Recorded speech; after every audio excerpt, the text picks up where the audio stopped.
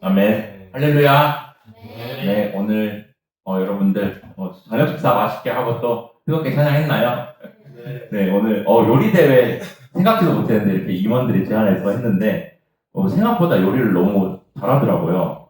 강도사님도 한 요리 하는데 칼국수 칼국수는 진짜 약간 할머니의 손맛이 느껴지는 것 같은 깊은 맛이 느껴지는 것 같은 그리고 파스타는 유럽에 살다 왔어요? 유럽 살다 온 줄 알았어요. 유러피안 느낌이 나가지고 깜짝 놀랐고, 또 김치 볶음밥, 김치볶음밥 제일 많이 먹은 것 같아요. 손이가요, 손이가. 네, 계속 그렇게 됐습니다. 너무 오늘, 너무 감사합니다. 잘 준비해주셔서 감사합니다. 네, 우리가 이 은혜를 계속해서 이어나가면서 오늘 또 말씀으로 은혜 받고 또 기도의 시간에 우리 간절히 하나님께 기도하는 시간이 되었으면 좋겠습니다. 이번 우리 여름 수련의 주제 한번 뭔지 읽어볼까요? 시작! 웨이메이커, 길을 여시는 하나님. 네, 이 주제로 이번에 나아가게 되었습니다. 우리가 2박 3일 동안 이 주제를 가지고 기대하고 사모하는 마음을 가지고 나아갈 때 우리의 길을 인도하시는 하나님을 깊이 경험하는 시간이 되기를 소망합니다. 여러분이 살아가면서 미래에 대해 확신이 잘 서지 않고 또 무슨 일을 하면 좋을지 또 어떻게 해야 할지 확신이 서지 않을 때가 있을 것입니다. 근데 청년의 시기에는 그럴 수밖에 없습니다. 왜냐하면 여러분들의 앞날이 너무나도 창창하기 때문입니다. 그래서 대학교를 졸업한 이후에도 또 진로를 결정하고 취업을 준비하면서 또 하게 되는 직업을 감당하면서 계속되는 이 긴 세월 동안에 어떻게 하나님의 일을 해야 나가야 할지에 대한 고민이 있을 것입니다. 근데 그러다 보면 나도 모르게 이런 생각이 들게 됩니다. 하나님, 제가 왜 하필 이 일을 하게 하셨나요? 그럼 제가 이 일을 계속 해야 할지 확신이 들지 않는데 이 길이 맞나요? 계속 하는 게 맞나요? 이런 생각이 들 때가 있죠. 근데 이번 수련회 동안 우리가 살펴보게 될 출애굽기 이스라엘 백성도 우리와 똑같은 생각을 했습니다. 이스라엘 백성들이 하나님은 가나안 땅을 주겠다고 약속하셨지만 그들은 430년 동안이나 애굽에서 종살이를 했습니다. 그렇게 젖과 꿀이 흐르는 가나안 땅에서 자유를 누리는 것이 아니라 바로의 명령에 순종하면서 살아가야 했죠. 그러다 어느 날 하나님은 그들에게 모세라는 사람을 통해서 430년 동안 애굽의 종살이를 끝내고 가나안 땅으로 인도하시려고 하셨습니다. 우리가 흔히 모세를 생각하면 무슨 생각이 떠오르죠? 모세 생각하면 네, 십계명을 받은 사람, 그리고 또 홍해를 받은 위대한 지도자, 그리고 이렇게 믿음의 사람 이렇게 생각합니다. 근데 처음부터 모세가 그런 사람은 아니었습니다. 모세가 원래 애굽에서 히브리인으로 태어났는데 당시 애굽의 왕이 히브리 남자들을 모두 죽이라고 명령하게 됩니다. 그래서 그의 어머니가 아기 모세를 갈대 상자에 넣어서 나일 강가에 두었습니다. 그런데 바로의 공주에게 발견되어서 공주가 모세를 왕궁으로 데려가 양자로 키우게 됩니다. 그렇게 모세는 애굽의 왕궁에서 애굽의 최고의 교육을 받으면서 좋은 환경에서 자라게 되었죠. 근데 어느 날 히브리 사람들이 왕의 명령에 노력한 시달리면서 고통하는 모습을 모세가 보게 됩니다. 그렇게 모세는 홧김에 히브리인을 모질게 대했던 그 감독관을 죽이게 되었고 그 시신을 모래에 묻었습니다. 근데 이 사건이 탄로나게 되면서 바로가 모세를 잡아서 죽이려고 했고 이로 인해 모세는 애굽의 동쪽인 미디안 광야로 도망가게 됩니다. 그리고 그곳에서 미디안 제사장의 딸 시포라를 만나서 아내로 맞이하게 되었고 양을 치면서 광야에서 조용히 살게 되었습니다. 근데 그 기간이 무려 40년이나 되었습니다. 근데 40년이면 어떤가요? 한 사람의 인생의 절반이 지나가는 시간이죠. 그래서 모세 입장에서는 이렇게 내 인생은 끝났다. 하나님은 더 이상 나를 사용하지 않으실 것이다. 이렇게 생각했겠죠. 하지만 하나님의 모세를 향한 계획은 이렇게 실패로 끝나지 않으셨습니다. 그래서 우리가 출애굽기 3장을 보면 하나님이 떨기나무 불꽃으로 모세를 찾아오시는 장면이 나옵니다. 우리 출애굽기 3장 2절 보겠습니다. 여호와의 사자가 떨기나무 가운데로부터 나오는 불꽃 안에서 그에게 나타나시니라. 그가 보니 떨기나무에 불이 붙었으나 그 떨기나무가 사라지지 아니하는지라. 어느 날 양을 치고 있던 모세에게 이상한 일이 일어나는데 한 나무에 불이 붙었는데 그 나무가 타서 없어지지 않는 겁니다. 그러자 모세가 이상해서 가까이 가보았는데 그때 하나님이 말씀하십니다. 그렇게 하나님은 모세야, 모세야 이렇게 부르시면서 자신의 백성들이 지금 애굽에서 고통을 당하며 부르짖고 있는 그 소리를 들으셨다는 것입니다. 그래서 출애굽기 3장 7절을 보면 이렇게 말하고 있어요. 여호와께서 이르시되 내가 애굽에 있는 내 백성의 고통을 분명히 보고 그들이 그들의 간독자로 말미암아 부르짖음을 듣고 그 근심을 알고 하나님은 이스라엘 백성들이 애굽에서 노예 생활을 하면서 그들의 감독관에게 고통받고 있는 사실을 보였습니다. 그리고 그들이 힘든 노력으로 인해서 고통스러워서 부르짖는 소리를 듣게 되셨죠. 그래서 이제 때가 되었으니 모세를 애굽으로 보내서 자신의 백성들을 구원하겠다고 말씀하십니다. 그런데 이 말씀을 듣게 된 모세의 반응은 처음에는 매우 부정적이었습니다. 그렇게 모세는 제가 왜 이런 일을 해야 되냐고, 그리고 저는 그런 일을 할 만한 인물이 아니라고, 또 저는 준비도 되지 않았고 자격도 없다고 말합니다. 하지만 하나님은 모세에게 내가 반드시 너와 함께 있으리라 이렇게 말씀하시면서 그와 동행할 것을 약속하셨죠. 그렇게 하나님은 모세가 가지고 있던 두려움을 보시고는 내가 할 수 있다 이렇게 말씀하신 것이 아니라 내가 너와 함께 할 것이다 이렇게 말씀하셨습니다. 그러자 이 말을 듣고 용기를 얻게 된 모세는 하나님의 부르심에 순종하면서 40년의 광야 생활을 끝내고 애굽으로 들어가게 됩니다. 이처럼 하나님은 우리가 두려워하면서 근심에 빠져 있을 때 우리가 동행하시면서 길을 여시는 분이십니다. 우리가 모세처럼 그 길이 맞는지 확신이 없을 때가 있지만 하나님께서 우리가 동행하시기 때문에 우리가 그 길을 걸어갈 수가 있는 것이죠. 그렇게 여러분들이 가끔 두려움과 걱정이 앞설 때가 있지만 그럴 때마다 용기를 가지고 하나님의 동행하심을 믿고 담대하게 나아가야 합니다. 그렇게 모세가 애굽으로 가게 되었는데 그때 하나님은 애굽에 12가지 제약을 내리셨습니다. 그렇게 바로왕의 고집을 꺾으시고 이스라엘 백성들을 구원하려고 하셨던 것이죠. 하지만 바로왕은 계속되는 재앙에도 자신의 고집을 꺾지 않으면서 이스라엘 백성들을 애굽 땅에서 내보내지 않았습니다. 그러자 하나님은 애굽에 있는 모든 사람들과 짐승의 장자들을 죽이기로 결심하십니다. 그리고 이스라엘 백성들의 집 문설주에는 어린 양의 피를 바르라고 명령하셨죠. 그리고 그날 밤 하나님은 애굽의 모든 장자를 죽이시고 바로 왕의 장자까지도 애굽의 왕의 장자까지도 죽게 됩니다. 그렇게 그날 밤에 온 애굽 사람들의 울부짖는 소리가 가득 차게 되었습니다.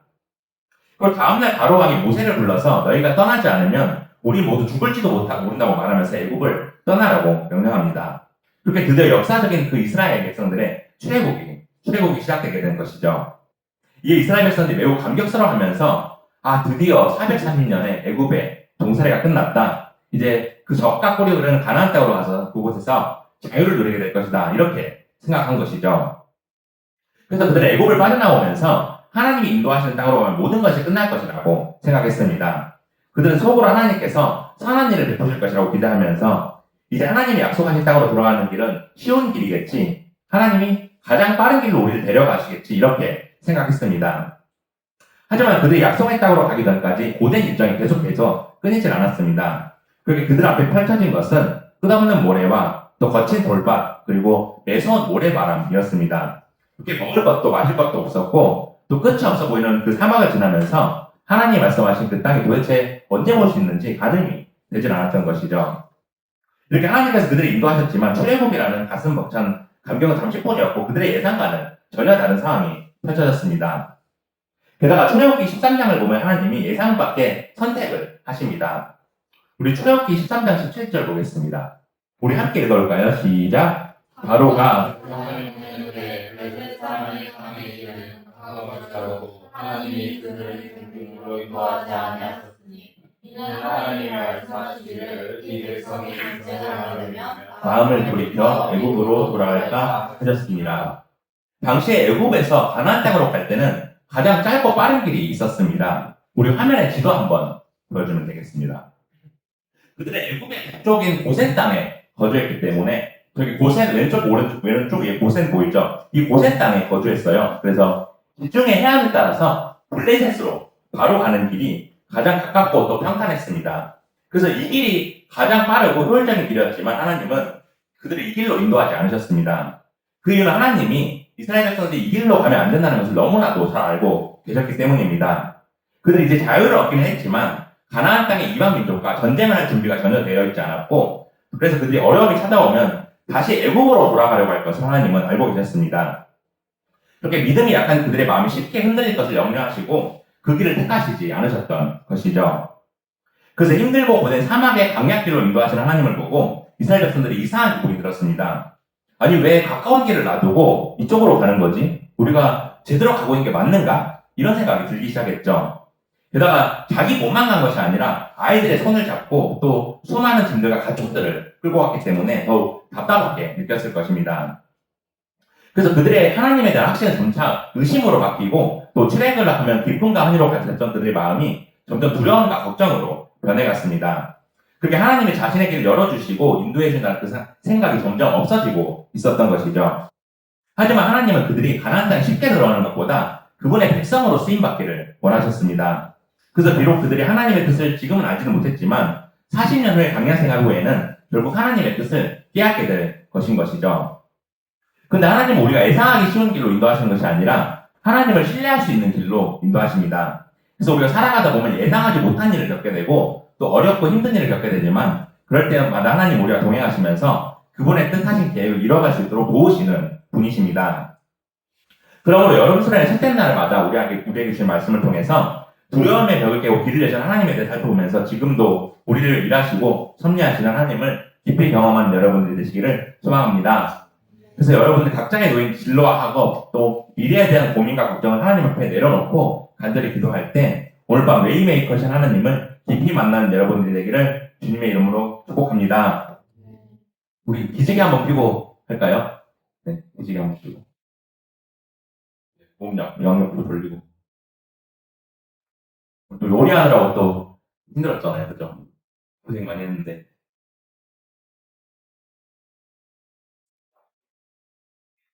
네, 좀 괜찮나요? 반이 돌고 있어가지고 잠들 깼죠?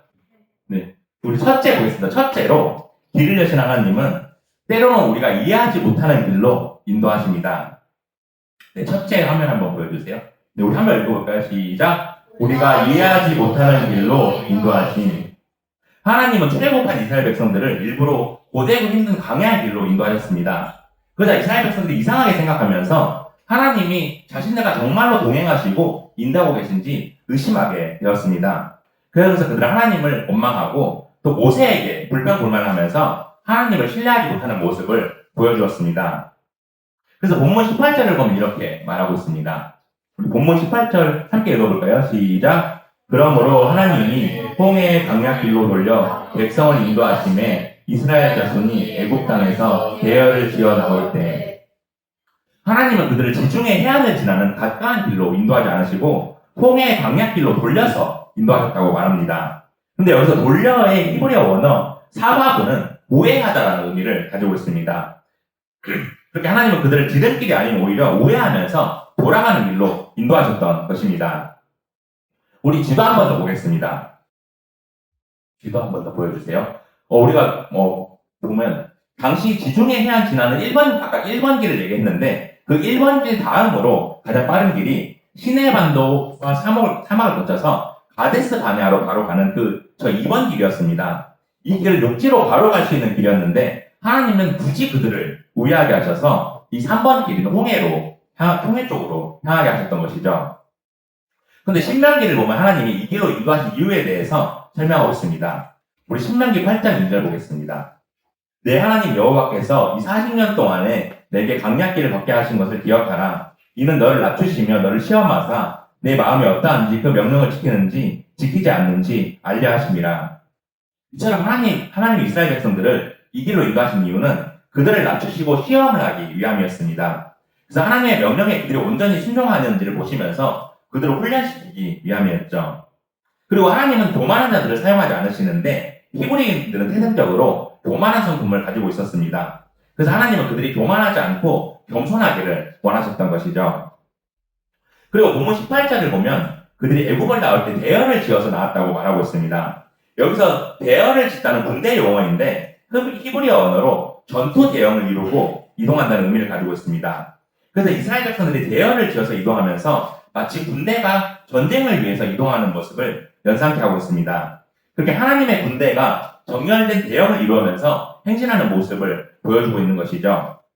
그리고 본문 19절 한번 우리 화면에 보여줄 수 있나요? 본문 19절.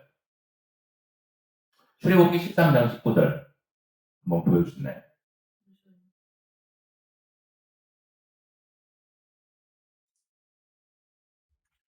네, 본문 19절 한번 자기 가지고 있는 성경책 보면 본문 19절 보면 요셉의 해골을 가지고 나왔다고 되어 있습니다. 그래서 그들이 애굽을 나올 때 그들의 조상이 요셉의 해골을 가지고 나왔다고 말하고 있어요. 근데 이것이 요셉의 유언에 따른 것인데 요셉이 죽으면 자신들이 묻힌 가나안 땅의 헤브론에 자신을 묻어달라고 하나님께 간청했습니다. 그래서 요셉이 죽기 전에 유언으로 출애굽할 때 자신의 유골을 메고 나가달라고 부탁했는데 그 이유는 하나님께 가나안 땅에 들어가겠다는 그 약속이 이루어질 것을 확신했기 때문이었습니다.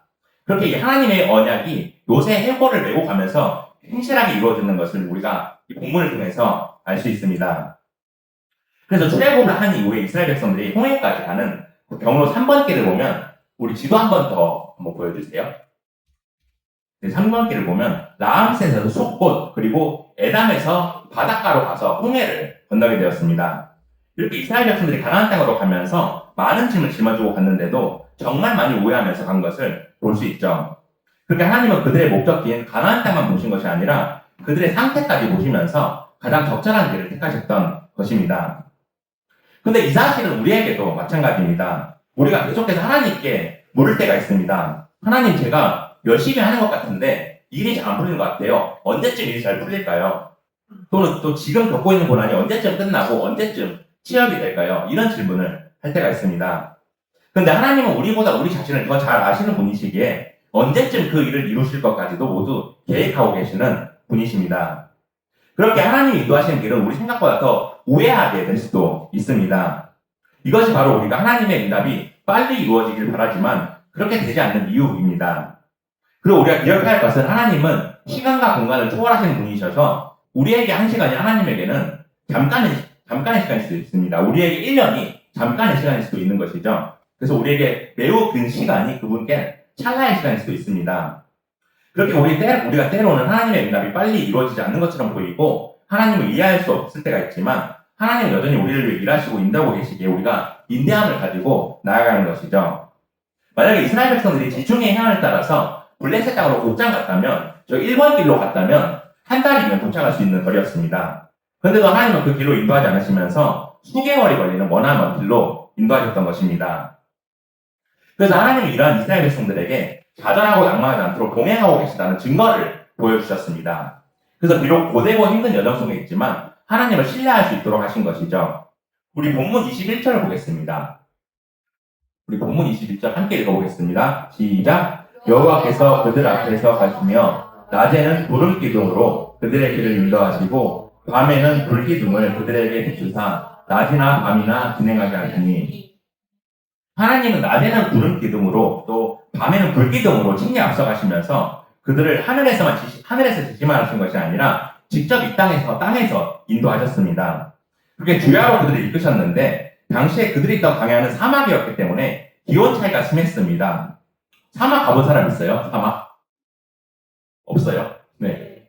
사막이 어떠냐면 낮에는 햇빛으로 인해서 지면이 너무 뜨겁습니다. 돌과 모래가 너무 달아올라서 뜨거워서 걷기가 힘든데 밤에는 어떨까요? 밤에는 급격하게 온도가 떨어져서 잠잘 때 너무 추워서 잠 잘 수가 없을 정도로 매우 춥습니다. 그런데 낮에는 하나님이 이 햇빛을 가리기 위해서 구름기둥으로 인도하시고 또 밤에는 그들이 따뜻하게 갈 수 있도록 불기둥으로 인도하시면서 동시에 그리고 길을 환하게 밝히셨던 것입니다. 그리고 본문 22절을 보면 구름기둥과 불기둥이 백성들 앞에서 떠나지 않았다고 말하고 있습니다. 그렇게 하나님이 그들에게 인자하셔서 함께 하심으로써 그들에게 필요한 모든 것을 공급해 주셨고 모든 시험을 피할 수 있는 길을 열어주시는 하나님이심을 증명하셨습니다. 이처럼 청년의 시기를 지난 여러분들이 때로는 하나님의 뜻과 계획이 보이지 않아서 의심이 생기고 또 이해되지 않는 시간들이 있을 것입니다. 하지만 하나님께서 여러분과 동행하고 계시기에 그 시간을 이겨낼 수 있는 원동력이 되는 것이죠. 그래서 우리는 곧바로 결과를 보기를 원하지만 하나님은 우리와 함께 동행하시면서 조금씩 그 계획을 이루어 가십니다. 제가 독일로 유학을 갔을 때 입학한 학교가 독일 데트몰트 국립음대라는 곳이었어요. 근데 이 학교가 한때 정말 유명한 첼로 연주자가 있어서 독일에서 좀 손꼽히는 학교였습니다. 그래서 제가 열심히 해서 또 학교를 다니면서 국제음악 콩쿠르에 나가서 입상하기도 하고 또 전 세계에서 유명한 첼로 페스티벌에 초청받아서 연주하기도 했습니다. 그리고 이제 귀국해서 연주자로 활동하면서 브로박이라는 활동명을 가지고 유튜브 있어요. 유튜브 브로박 이렇게 검색하면 제 연주를 볼 수 있는데 제가 이렇게 연주 활동하면서 6,000명 앞에서 연주한 적도 있었습니다.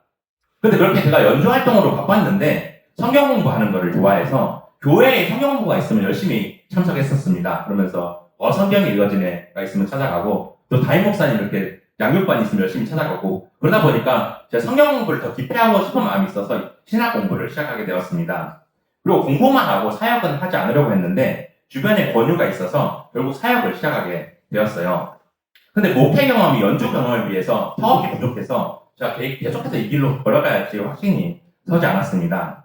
그럼에도 불구하고 이전에 큰 교회에 있었는데 큰 교회에서 3년 동안 사역할 수 있게 하셨고 또 여기서 이제 4년째 목회를 하게 하시면서 하나님의 인도하심을 제가 보게 되었습니다.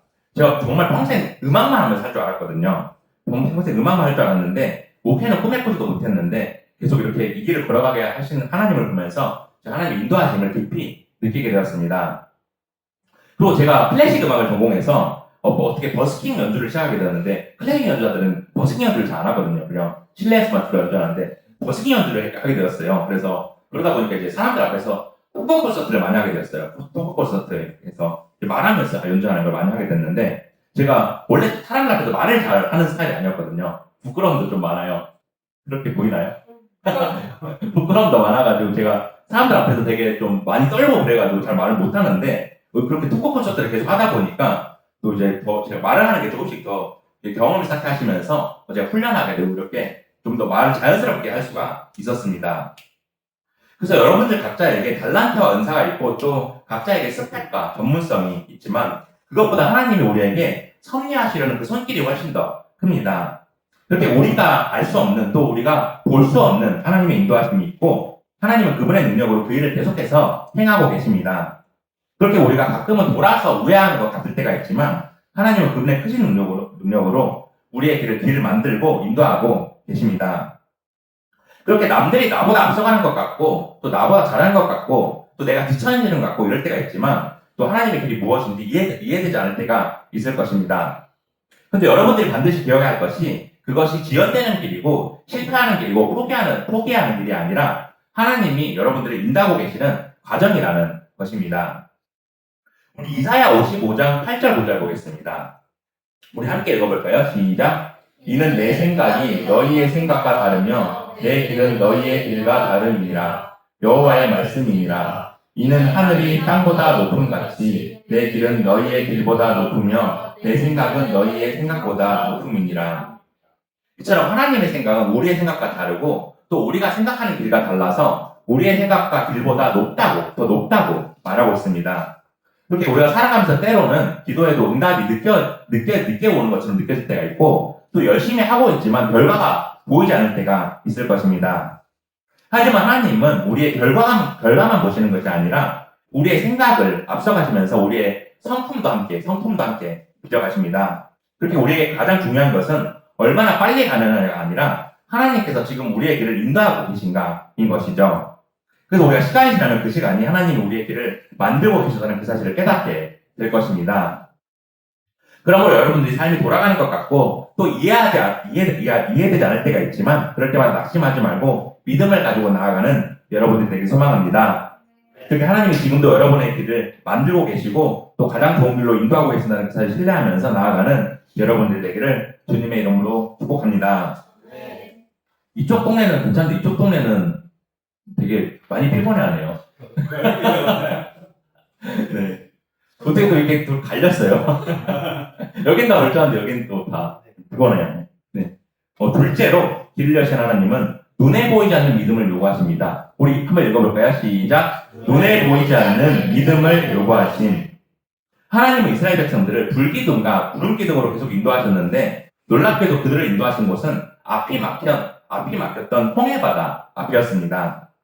이것은 그들이 애굽에서 탈출하면 바로의 군대가 추가할 것을 하나님이 알고 계셨기 때문에 그들을 멸하시기 위해서 전략적으로 함정을 하셨던 것입니다.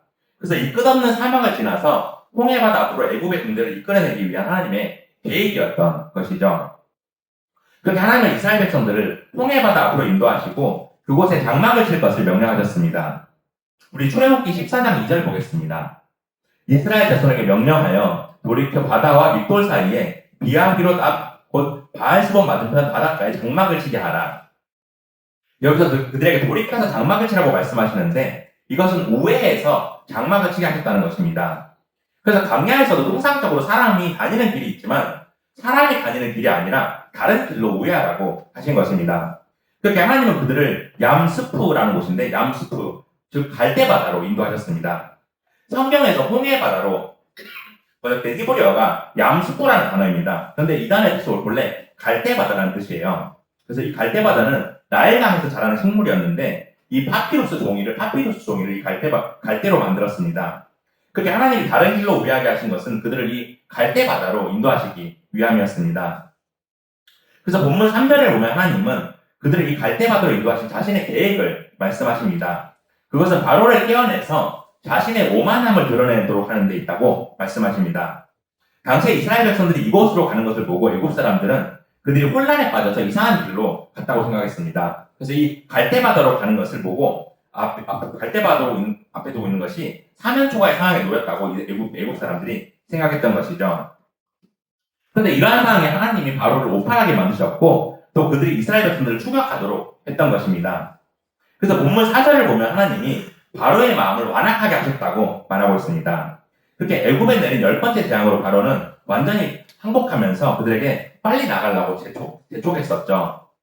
근데 이제 다 애굽 바로 왕의 마음이 다시 완악해져서 그들의 뒤를 뒤쫓으려고 결심한 것입니다.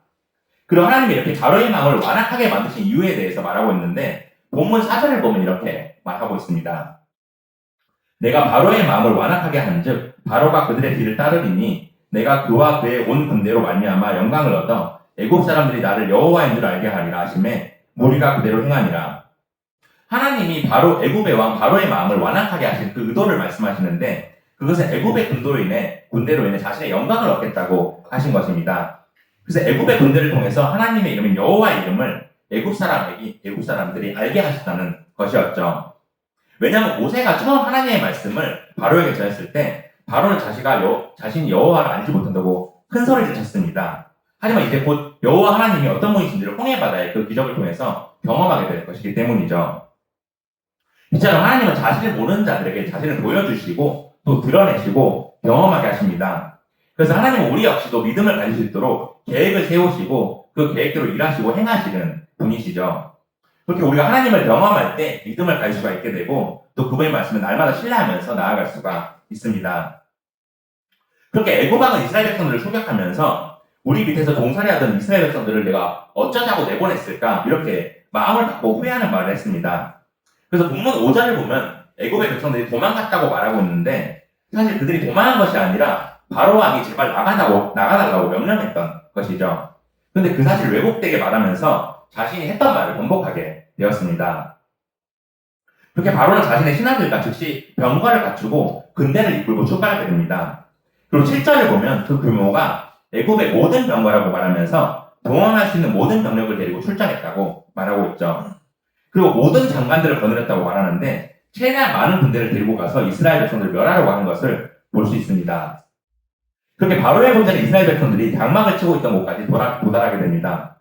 그래서 본문 10절을 보면 이렇게 말하고 있습니다. 우리 성경책 있으면 보면 좋을 것 같아요. 이 성경책을 봐야지 본문이 기니까 강도사님 설명할 수가 있을 것 같아서 성경책도 보면서 들으면 좋을 것 같아요. 우리 본문 10절 함께 읽어보겠습니다. 시작. 바로가 가까이 올 때 이스라엘 자손이 눈을 들어 애굽 사람들이 자기들 뒤에 이른지라 이스라엘 자손이 심히 두려워하여 여호와께 부르짖고. 이스라엘 백성들은 애굽의 군대가 가까워진 것을 보고 매우 두려워하게 되었습니다. 그리고 눈앞에 홍해가 그들 앞을 완전히 가로막고 있어서 그들의 심장이 덜컥 내려앉게 되었습니다. 또 장로를 둘러보면 험준한 산과 절벽뿐이었고 그들은 도망칠 곳이 없어서 완전히 고립 상태에 빠지게 됩니다. 그리고 지평선 너머에는 누가 오고 있었죠? 네, 애굽의 군대가 거대한 먼지 구름을 피어오르면서 그들 죽이기 위해서 쫓아오는 그 병거 바퀴와 말발굽 소리가 들렸고 그 소리가 점점 더 가까워졌습니다. 그러자 이스라엘 백성들의 멘탈이 완전히 무너져서 하나님 앞에 부르짖기 시작했다고 10절에서 말하고 있습니다. 근데 여기서 부르짖다는 히브리어 원어로 소리치다라는 의미를 가지고 있어요. 그렇게 그들이 단순히 놀라서 부르짖은 것이 아니라 하나님을 원망하고 불평하면서 부르짖은 것이었고, 이것은 하나님의 말씀에 순종하지 못하고 믿음을 가지지 못했다는 의미를 담고 있습니다. 근데 그들은 자신들이 왜 애굽을 나왔을까? 차라리 계속 애굽에 있었으면 죽지 않았을 텐데 하나님이 왜 우리를 죽게 하시려고 여기로 데리고 오셨나, 이렇게 불만했습니다. 그게 그들이 지금 서 있는 곳이 하나님이 앞으로 길을 여시게 될 자리였지만 그들은 전혀 깨닫지를 못했던 것이죠. 근데 바로 이러한 이스라엘 백성들의 모습이 우리의 모습이 아닌지를 되돌아보아야 합니다. 우리 살아가면서 두려운 상황이 있을 때 우리를 인도하신 하나님의 계획을 생각하지 못하고 눈앞의 현실만 생각할 때가 있습니다. 그래서 때로는 이스라엘 백성들처럼 두려움과 막막한 상황 속에서 하나님께 불평하면서 신뢰하지 못할 때가 있습니다. 그래서 도저히 내 힘으로 넘을 수 없을 것 같은 학업 문제, 또 취업 문제, 또 경제적인 문제, 이런 문제 앞에서 두려운 마음이 찾아올 때가 있습니다. 하지만 하나님은 여러분들의 길을 바로 보여주신 것이 아니라 그분이 어떤 분이신지를 경험하면서 나아가길 원하십니다. 그렇게 하나님 눈에 보이지 않는 그 믿음을 가지면서 우리가 그분의 은혜를 체험하기를 원하고 계십니다. 하지만 이스라엘 백성들이 이 믿음을 가지고 하나님의 은혜를 바라보면서 나아가지 못했습니다. 그 위기 앞에서 하나님께 부르짖으면서 11절을 보면 이렇게 말하고 있습니다. 그들이 또 모세에게 이르되 애굽에 매장지가 없어서 당신이 우리를 이끌어내어 이 광야에서 죽게 하느냐? 어찌하여 당신이 우리를 애굽에서 이끌어내어 우리에게 이같이 하느냐? 이처럼 이스라엘 백성들은 하나님을 원망했을 뿐만 아니라 그들을 애굽에서 인도해낸 모세까지도 원망하게 됩니다. 그래서 만약 애굽에서 죽었다면 가족들이 장례를 치러줬을 텐데 또 광야에서 죽으면 장례도 못 치르고 매장할 곳도 없이 자신들이 버려질 것이라고 말합니다. 그게 왜 우리를 애굽에서 인도했냐고 말하면서 그들을 애굽에서 구원해낸 모세에게 불평불만을 표했던 것이죠. 그렇게 그들은 두려운 마음이 앞서서 미래를 바라보지 않고 과거를 바라보면서 두려워하게 되었습니다. 그렇게 애굽 사람들을 위해 혹독한 노역을 하는 것이 광야에서 죽는 일보다 나았을 것이라고 모세를 원망합니다. 그래서 자신들이 애굽에서 고통스러워하면서 하나님께 부르셨던 그 일을 잊어버리고 그때로 돌아가고 싶어 했던 것입니다. 이럴 때 우리가 믿음은 미래를 바라보게 하지만 불신앙은 과거를 되돌아보게 만들고 앞길을 막게 한다는 것을 알 수 있습니다. 그렇게 우리가 앞으로 나아가지 못하게 하고 또 과거의 영광에만 머무르면서 거기에 도태되도록 만드는 것이죠. 그렇게 우리가 두려워하지 말고 하나님의 인도하심을 믿으면서 담대하게 나아가는 것입니다. 그리고 이러한 이스라엘 백성들의 원망을 들은 모세는 그들에게 한 가지 유명한 말을 남기게 됩니다. 우리 본문 13절, 14절 보겠습니다. 모세가 백성에게 이르되 너희는 두려워하지 말고 가만히 서서 여호와께서 오늘 너희를 위하여 행하시는 구원을 보라. 너희가 오늘 본 애굽 사람을 영원히 다시 보지 아니하리라. 여호와께서 너희를 위하여 싸우시리니 너희는 가만히 있을지니라. 모세는 그들에게 두려워하지 말고 가만히 서서 하나님께서 행하시는 구원을 보라고 말합니다. 이 말씀은 하나님이 아브라함에게 그리고 또 여호수아에게 또 그리고 기드온에게도 하셨던 말씀이었습니다. 그렇게 애국 사람들이 영원히 보지 않을 것이니 전혀 두려워할 필요가 없다고 말씀하신 것이죠. 그리고 여기서 모세가 말하는 구원은 전쟁을 통한 구원을 의미합니다. 그래서 14절에서 여호와께서 너희를 위하여 싸우시리니 이렇게 말하면서 전쟁에서 대적들을 쳐부수실 여호와 하나님의 모습을 말하고 있죠. 그렇게 하나님이 그들의 대적을 쳐부수고 그들을 대적의 손에서 구원하실 강한 용사가 되어주신다고 말씀하신 것입니다. 그래서 모세는 너희는 가만히 있을지니라 이렇게 말하면서 여호와 하나님의 모든 전쟁에서 그들 대신 싸워주시고 승리하실 것이라고 말합니다. 그래서 그들이 가만히 있어서 하나님이 어떻게 하는지를 지켜보기만 하면 되기 때문에 불평하고 원망하지 말고 조용히 있으라고 말합니다. 이처럼 하나님은 우리의 문제를 위해서 대신 싸워주시고 또 모든 전쟁을 친히 수행하시고 인도하시는 분이십니다. 그렇게 하나님은 우리가 모든 문제 앞에서 두려움을 가지고 불평하면서 그분보다 앞서 나가는 것을 원치 않으십니다. 왜냐하면 우리가 불평을 하면 조급해져서 불안과 염려가 생기기 때문에 우리가 믿음을 가지고 잠잠히 하나님의 때를 기다리면서 그분의 섭리를 경험하기를 원하십니다. 그렇게 여러분들이 청년의 시기에 선택의 연속 앞에서 두려움이 있을 때가 있습니다. 근데 그럴 때마다 여러분들이 해야 할 것은 우리를 누가 인도하시는지 생각하면서 믿음을 가지는 것입니다. 그렇게 여러 가지 문제들이 우리의 마음을 두렵게 하지만 그럴 때마다 하나님을 원망하고 불평하는 것이 아니라 우리의 문제를 해결하시고 가장 선하신 길로 인도하시는 신실하신 하나님을 바라보아야 합니다. 그렇게 하나님은 우리의 문제를 해결하시기 때문에 우리가 해야 할 일은 원망과 불평이 아니라 믿음을 가져야 한다는 것을 역대하 20장 17절을 보면 이렇게 말하고 있습니다. 우리 함께 읽어볼까요? 시작! 이 전쟁에는 너희가 싸울 것이 없나니 대열을 이루고 서서 너희와 함께한 여호와가 구원하는 것을 보라. 유다와 예루살렘아, 너희는 두려워하지 말며 놀라지 말고 내일 그들을 맞서 나가라. 여호와가 너희와 함께하리라 하셨느니라. 아멘. 남유다의 백성들은 암몬 사람과 모압 사람들이 자신을 치러 왔을 때 수많은 군대를 보고 두려워하면서 하나님을 원망했습니다. 하지만 하나님은 이 전쟁은 너희가 싸우는 것이 아니라 믿음을 가지고 왔을 때 그들과 동행하시고 그들을 구원할 것이라고 말씀하셨습니다. 그렇게 우리가 믿음의 눈을 가지고 바라보는 것은 눈에 보이는 것이 아니라 영적인 눈을 가지는 것입니다. 그래서 고린도후서 4장 18절에 보면 믿음이란 눈에 나타나는 것을 보는 것이 아니라 보이지 않는 것을 바라보는 것이라고 말하고 있습니다. 그리고 히브리서 11장 1절은 유명한 말씀이죠. 믿음은 바라는 것의 실상이요 보이지 않는 것들의 증거라고 말하고 있습니다. 그래서 믿음은 눈에 보이는 것이 아니라 들음에서 나오는 믿음이 되어야 하는 것입니다. 그러므로 내 눈앞에 보이는 상황이 두려워서 하나님을 원망하고 불평하는 것이 아니라 보이지 않는 하나님을 바라보는 믿음을 가지고 나아가는 여러분들 되기를 소망합니다. 그렇게 하나님이 지금도 우리를 위해 일하고 계시고 우리의 모든 문제를 해결하시며 그들을 인도하신다는 사실을 신뢰하면서 두려움의 벽을 깨고 담대하게 나아가는 여러분들 되기를 주님의 이름으로 축복합니다. 네, 우리 기지개 한번 더 펴고 자음문 더 깨고 가겠습니다.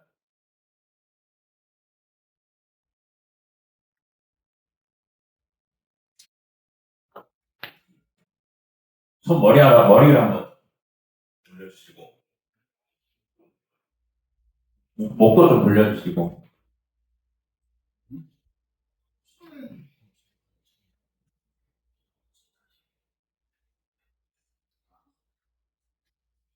뭐 이상 있나요? 네, 세 번째 보겠습니다. 셋째로 길을 여시는 하나님은 막힌 길 앞에서 새로운 길을 여시는 분이십니다. 우리 함께 읽어볼까요? 시작! 막힌 길 앞에서 새로운 길을 열어주심. 하나님은 두려움에 가득 차 있던 이스라엘 백성들에게 너희는 가만히 있을지니라 이렇게 말씀하시면서 하나님의 동행하심과 일하심을 보게 될 것이라고 말씀하십니다. 그러고 나서 그들에게 앞으로 나아가라고 말씀하시는데 이전에 13절에서 뭐라고 했죠? 13절에서 두려워하지 말고 가만히 있으라고 하셨죠. 그 말씀과 대조되고 있습니다. 우리 본문 15절 보겠습니다. 여호와께서 모세에게 이르시되 너는 어찌하여 내게 부르짖느냐 이스라엘 자손에게 명령하여 앞으로 나아가게 하고 하나님은 모세에게 이스라엘 백성들이 앞으로 나아가게 하라고 말씀하시면서 앞에서 말씀하신 가만히 있으라는 표현과는 대조되고 있습니다. 그래서 하나님은 이제 그들이 가만히 있어서 보이지 않는 하나님을 신뢰할 뿐만 아니라 그 믿음을 행동으로 실천하기를 요구하셨습니다. 그렇게 이전에 나왔던 두려워 말고 가만히 있으라 이 표현은 하나님께 원망과 불편을 하지 말고 그분의 말씀을 순종하라는 의미였습니다. 그래서 그분을 바라보면서 믿음을 가지고 앞으로 전진해야 한다는 것이었죠. 그게 그들이 믿음을 가지고 나아갈 때 그 계획이 드러날 것이라고 말씀하십니다. 우리 본문 16절 보겠습니다. 지팡이를 들고 손을 바다 위로 내밀어 그것이 갈라지게 하라. 이스라엘 자손이 바다 가운데서 마른 땅으로 행하리라. 하나님 모세가 지팡이를 들면 바다가 갈라지게 되고 이스라엘 백성들이 바닷물이 갈라진 마른 땅으로 건너가게 될 것을 말씀하십니다. 그게 이 마른 길로 애굽의 군대와 병거 마병이 뒤따라가면서 그게 기적이 홍해 바다에 펼쳐졌던 것이었죠. 그래서 하나님이 천지를 창조하실 때 말씀으로 물을 불리시면서 땅을 만드셨던 것처럼 모세가 지팡이를 들자 하나님은 물을 분리시키셨습니다. 그렇게 하나님이 묻을 만드신 것처럼 모세도 하나님의 능력으로 묻을 만들게 되었고 이스라엘 백성들이 그 묻으로 걸어가게 되었던 것이죠. 그리고 하나님은 이스라엘 백성들에게 약속하신 대로 그들을 위해 싸우십니다. 근데 이때 하나님은 피조물의 자연적인 요소들을 이용하시는데 19절, 20절을 보면 이렇게 말하고 있습니다. 우리 함께 읽어볼까요? 시작! 이스라엘 진 앞에 가던 하나님의 사자가 그들의 뒤로 옮겨가네. 구름 기둥도 앞에서 그 뒤로 옮겨 애굽 진과 이스라엘 진 사이에 이르러서니 저쪽에는 구름과 흑암이 있고 이쪽에는 밤이 밝음으로 밤새도록 저쪽이 이쪽에 가까이 못하였더라. 당시에 하나님의 천사가 구름 기둥과 불 기둥 안에 있었는데 이스라엘 백성들이 이끌고 있던 그 기름 기둥과 불 기둥이 뒤로 옮겨졌다고 말합니다. 그리고 애굽 진영에는 흑암이 있게 했지만 이스라엘 진영에는 밤이 밝았다고 말하면서 그들을 밝혀서 지켜주셨다고 말하고 있죠. 그렇게 창조주신 하나님이 자연을 만드셨는데 또 그것을 제어하시면서 이 홍해 바다의 기적이 어떠한 마술이나 요술이 아님을 보여주고 있습니다. 그리고 21절을 보면 동풍이 밤새도록 불어서 바닷물을 물러가게 했다 이렇게 말하고 있습니다. 그래서 하나님이 바람으로 바닷물을 가르시고 마른 땅에 드러나게 하셨던 것이죠. 그래서 동풍이 불었을 때 바다가 가졌다는 것입니다. 그리고 이스라엘 백성들이 그 마른 땅으로 들어갔을 때 그들의 좌우에 벽이 있다고 말하고 있습니다. 근데 당시에 애국의 병사들과 병거들은 보통 전쟁을 할 때 측면에서 공격하는 전략을 이용했습니다. 근데 이 물로 갈라진 벽이 양쪽에 있었기 때문에 그들은 측면에서 볼 수가 없었고 뒤를 따라올 수밖에 없었던 것이죠.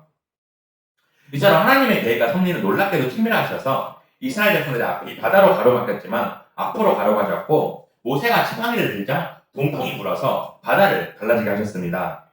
그래서 물이 벽처럼 서서 애굽의 군대가 측면을 공격할 수 없게 되었고 그렇게 백성들은 무사히 홍해 바다를 건너게 되었죠. 이렇게 하나님은 바다를 길로 만드시고 또 막힌 길을 뚫어주시면서 길을 여시는 하나님이심을 보여주셨습니다. 이렇게 하나님은 우리에게도 막힌 길을 열어주시지만 우리는 종종 이렇게 생각할 때가 있습니다. 하나님, 저는 제 길이 보이면 그 길로 걸어가겠습니다. 제가 이 길이 맞는지 확신이 서면 걸어가겠습니다. 이렇게 생각할 때가 있죠. 하지만 성경에서는 우리가 믿음으로 걸어갈 때 우리의 막힌 길이 열린다고 말하고 있습니다. 그렇게 이스라엘 백성들은 하나님의 말씀에 순종하면서 앞으로 전진했을 때 그 바다가 갈라졌습니다. 그렇게 우리가 하나님의 말씀에 순종하면서 나아갈 때 우리의 막힌 길을 여시고 인도하신다는 사실을 기억해야 합니다. 그리고 이스라엘 백성들이 마른 땅을 걸어갔는데 애국의 마병과 병거들이 그들의 뒤를 추격해서 바다 가운데 들어왔다고 23절에서 말하고 있습니다. 그런데 하나님은 이스라엘 백성들을 위해서 싸운다고 하신 약속을 세 가지를 통해서 보여주십니다. 그래서 본문 23절을 보면 첫 번째로 새벽에 애국 사람들을 어지럽게 하셨다고 말합니다. 여기서 어지럽게 하다 히브리어 원어를 살펴보면 혼란스럽고 소란스러운 공황 상태를 의미합니다. 그리고 두 번째로 하나님이 병거 바퀴를 벗기셔서 그들이 달리기 어렵게 만드셨다고 말하고 있습니다. 그래서 애국의 군대가 기동력을 완전히 상실하게 하셨음을 볼 수 있죠. 그리고 세 번째로 모세에게 지팡이를 내밀게 하셔서 계속 내밀고 있도록 하셔서 밤새도록 바닷물이 흘러가게 하셨다고 말하고 있습니다. 그렇게 밤새도록 바닷물이 물러가서 이스라엘 백성들이 모두 바다를 건너게 되었는데 이제 바다는 하나님이 애국의 군대를 심판하시는 도구로 변했습니다. 그렇게 홍해 바다를 걸렸던 이스라엘 백성들이 다 건넜는데 그것이 이제 도구가 되어서 애국의 심판의 도구가 되었죠. 그렇게 이스라엘 백성들을 보호해주던 그 바다가 이제 애국을 파괴하고 멸망시키는 바다가 된 것입니다. 그래서 본문 28절을 보면 그 장면을 이렇게 표현하고 있습니다. 물이 다시 흘러 병거들과 기병들을 덮되 그들의 뒤를 따라 바다에 들어간 바로의 군대를 다 덮으니 하나도 남지 아니하였더라. 바닷물이 다시 흘러서 애국 군대를 완전히 침몰시키고 그들을 죽였다고 말하고 있습니다. 근데 우리가 이 장면을 생각하면 어떤 생각이 들죠? 이 장면을 생각하면 네, 마치 인간이 이해할 수 없는 것 같은 초자연적인 기적이 일어났다고 생각할 수 있습니다. 하지만 이 일은 자연을 통치하시는 하나님의 섭리로 이루어진 것이기 때문에 어떠한 마술이나 요술을 부린 것이 아니라 바닷물이 다시 원래대로 돌아왔을 뿐이고 그들이 거기에 빠져서 익사하게 된 것이었죠. 그래서 애국 사람들은 자신을 덮쳐오는 물을 피해서 도망가려고 했지만 바닷물이 그들을 휩쓸어 가버렸습니다. 그래서 거센 풍랑이 불면서 갈라졌던 그 물이 다시 흐르면서 되돌아왔고 그렇게 애국의 군대를 모두 덮어버려서 한 사람도 살아남지 못했다고 기록하고 있습니다. 그리고 이스라엘 백성들이 이 바다를 건넌 이후에 바닷가에서 애국 사람들의 시체를 보게 되면서 여호와 하나님의 구원을 생생하게 경험하게 되었던 것이죠. 그리고 이 일로 인해 이스라엘 백성들은 하나님을 경외하게 되었고 또 그의 종인 모세의 말을 믿게 되었습니다. 여기서 경외하다의 히브리어는 야레로 쓰였는데 근본적으로는 두려워하다는 의미이지만 더 나아가서 존경하다, 경외하다라는 의미로 쓰입니다. 그리고 더 나아가서는 예배하다라는 의미까지도 확장되고 있습니다. 그게 놀라운 하나님의 구원을 경험한 이들이 이제 하나님을 예배하고 싶은 마음을 가지게 된 것입니다. 그렇게 하나님이 이스라엘 백성들의 길을 여시고 그들을 구원하신 사실은 이제 하나님을 신뢰하게 하고 그분께 순종하게 만드셨습니다. 그렇게 하나님은 불가능한 일이 없으시고 또 막힌 길을 여시는 하나님이라는 사실을 통해서 그들이 홍해 바다를 통해서 깊이 체험하게 하신 것입니다. 근데 여러분들의 삶은 어떤가요? 여러분들의 삶 속에서도 홍해바다와 같은 막힌 길이 생길 때가 있습니다. 그래서 내가 원하는 대로 일이 잘 흘러가지 않고 또 뜻대로 일이 잘 풀리지 않고 또 생각지도 못했던 일이 일어날 때가 있습니다. 하지만 하나님은 우리를 이렇게 막다른 길로 홍해바다처럼 막다른 길로 몰아넣기 위해서 우리를 부르신 것이 아니라 우리가 이때 하나님을 경험할 수 있도록 부르셨습니다. 그래서 하나님은 우리를 단련시키기 위해서 이미 길이 나 있는 곳으로 인도하시는 것이나 아니라 막힌 길 앞에서 새로운 길을 열어주십니다. 그래서 여러분 앞에 가끔 막힌 길이 있다면 오히려 하나님이 새로운 길을 준비하고 계시는 자리입니다. 이렇게 우리가 하나님을 더욱 바라보게 하시고 이를 통해서 하나님을 깊이 경험하게 하시는 것이죠. 우리 마지막으로 이사야 33장 19절 보겠습니다.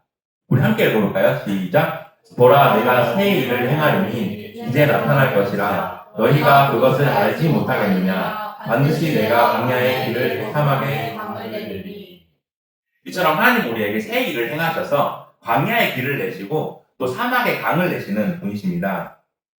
그렇게 우리가 막힌 길 앞에서 낙심하고 절망하지 말고 환경보다는 하나님을 바라보아야 합니다. 그래서 말씀 안에서 순종의 걸음을 걸어갈 때 하나님이 우리에게 새로운 길을 여시고 하나님의 뜻 가운데로 인도하십니다. 그러므로 여러분들이 삶의 자리에서 때로는 길이 막혔다고 생각하면서 낙심하고 절망할 때가 있지만 그럴 때 하늘의 문이 열리고 또 하나님의 방법이 시작된다는 사실을 깨닫기를 소망합니다. 그게 우리 앞에 새로운 길을 열어주신 하나님을 신뢰하면서 믿음을 가지고 나아가는 여러분들이 되기를 주님의 이름으로 축복합니다. 이제 말씀을 정리하겠습니다. 오늘 우리가 소란의 속단한 말씀으로 이스라엘 백성들이 출애굽해서 홍해바다를 건너기까지의 여정을 살펴보았습니다. 그들은 애굽에서 나오기만 하면 곧바로 약속의 땅으로 들어갈 것이라고 기대했습니다. 그게 가장 빠르고 편한 길로 인도받을 것이라고 생각했지만 하나님은 그들의 예상과는 전혀 다른 길로 인도하셨습니다. 그래서 하나님은 그들을 가까운 블레셋 길이 아니라 광야의 길로 인도하시고 또 광야 끝에서 홍해바다 앞에 세우셨습니다. 그때는 그들이 사람의 눈으로 보면 이해할 수 없는 길이었지만 지나고 보니 하나님이 길을 잃게 하신 것이 아니라 하나님을 배우게 하고 계셨던 것입니다. 결국 하나님은 그들이 예상하기 쉬운 길로 인도하신 것이 아니라 하나님이 신뢰할 수 있는 길로 인도하셨습니다. 이 사실을 통해서 우리 자신도 되돌아봐야 합니다. 그래서 지금 내가 이해하지 못하는 길이 있다면 또 내가 응답이 왜 있는지 모르겠고 또 다른 사람들과 늦게 가는 것처럼 보일 때가 있다면 이러한 우리의 상황에 하나님은 오늘 본문을 통해서 분명히 말씀하셨습니다. 그래서 하나님은 지금도 우리보다 앞서가시면서 그 길을 열고 가시고 있다는 사실을 보여주셨습니다. 그래서 종교개혁자 존 칼빈은 그의 기독교 강요에서 하나님의 섭리론이라는 부분이 있는데 이런 말을 강조했습니다. 하나님의 섭리는 인간의 눈에는 세상의 인생이 한치 앞도 알 수 없는 미로처럼 보여도 하나님은 철저한 목적을 가지고 가장 선한 방향으로 우리를 인도하신다. 이 말처럼 우리의 상황이 광야를 걸어가는 것 같고 또 홍해바다 앞에 선 것처럼 보여도 하나님은 이미 그 끝에서 우리를 기다리고 계십니다. 그러므로 사랑하는 성도 여러분, 이번 수련회가 단순히 휴가처럼 즐거운 시간으로 보내는 것으로 끝나는 것이 아니라 우리의 생각보다 크신 하나님의 계획을 깨닫고 그분을 신뢰하는 여러분들 되기를 소망합니다. 우리의 길을 여시는 웨이메이커시 하나님을 신뢰하면서 나아갈 때 믿음이 한 걸음 더 성장하는 여러분들이 되기를 예수 그리스도의 이름으로 축복합니다. 우리 기도하겠습니다. 사랑이 풍성하신 하나님 아버지, 오늘 수련회를 인도해 주시고 말씀을 통해서 우리를 인도하시는 웨이메이커시